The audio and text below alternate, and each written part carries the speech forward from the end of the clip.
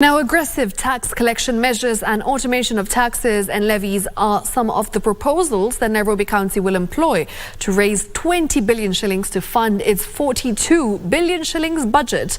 According to the budget estimates tabled yesterday, the county will spend 28.8 billion shillings on recurrent expenditure, while development expenditure will amount to 12 billion shillings.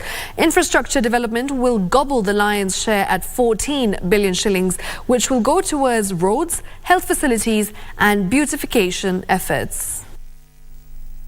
While presenting the financial year 2023-2024 budget before the County Assembly yesterday, Nairobi City County Finance and Economic Planning County Executive Charles Ksh.42B said the county plans to introduce new measures that will help the county collect 19.99 billion shillings as local revenue, with the remaining 20.7 billion shillings coming from the national government transfer. There are very many informal schools in the slums that were paying 10,000 shillings per year.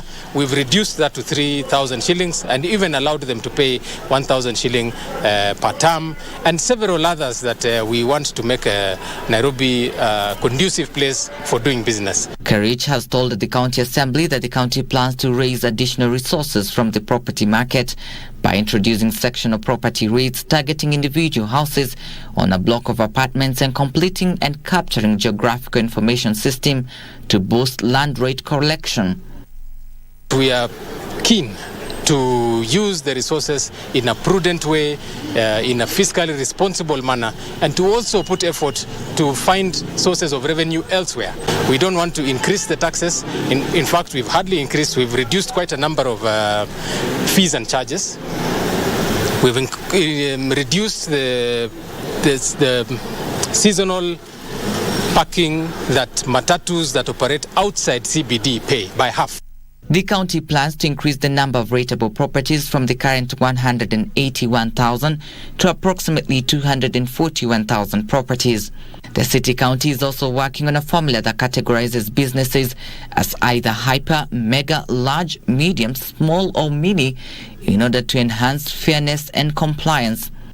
The city's infrastructure sector will receive an allocation amounting to 1.5 billion shillings, while the health sector has been allocated 1.4 billion shillings, out of which 400 million has been set aside for the purchase of pharmaceuticals and non-pharmaceuticals, and 1 billion shillings for construction, rehabilitation and equipping health services.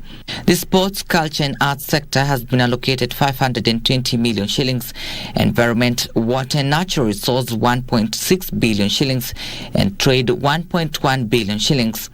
The county government wants implementation of the Nairobi Revenue Act 2021 and the establishment of the Nairobi City County Revenue Authority in a bid to set measures aimed at increasing own source revenue. Trevor Ngendo for Easy Friday.